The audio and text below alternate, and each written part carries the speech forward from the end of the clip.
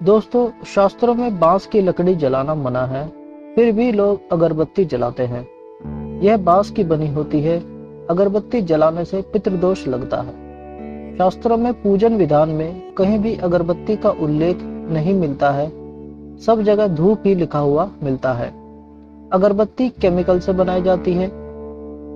भला केमिकल या बांस जलाने से भगवान कैसे खुश होते हैं?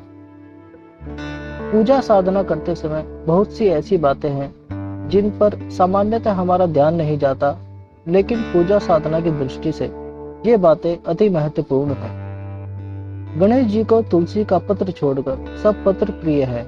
भैरव की पूजा में तुलसी स्वीकार्य नहीं है। कुंद का पुष्प शिव को माघ महीने को छोड़कर निषेध है। बिना स्नान किए जो तुलसी पत्र को तोड़ता है उसे देवता स्वीकार नहीं करते। रविवार को दूर्वा नहीं तोड़ना चाहिए।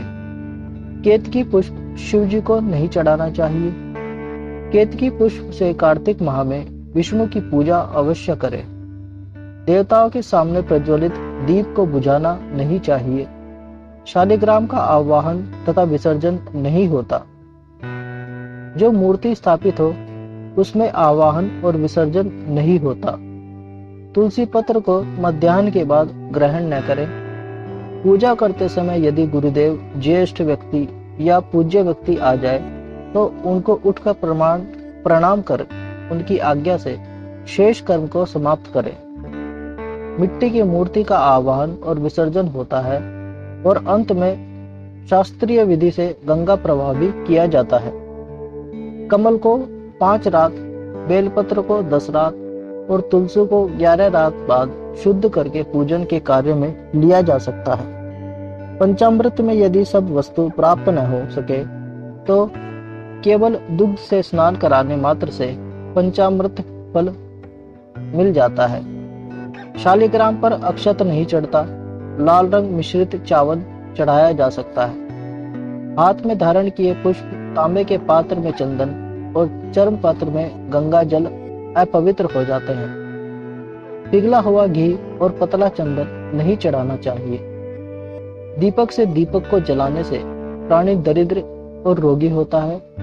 दक्षिणाभिमुख दीपक को न रखें। देवी के बाएं और दाहिने दीपक रखें। दीपक से अगरबत्ती जलाना भी दरिद्रता का कारण होता है। द्वादशी, संक्रांति, रविवार, पक्षांत और संध्या काल में तुलसी पत्र न तोड़ें। प्रतिदिन की पूजा में सफलता के लिए दक्षिणा अवश्य चढ़ाएं।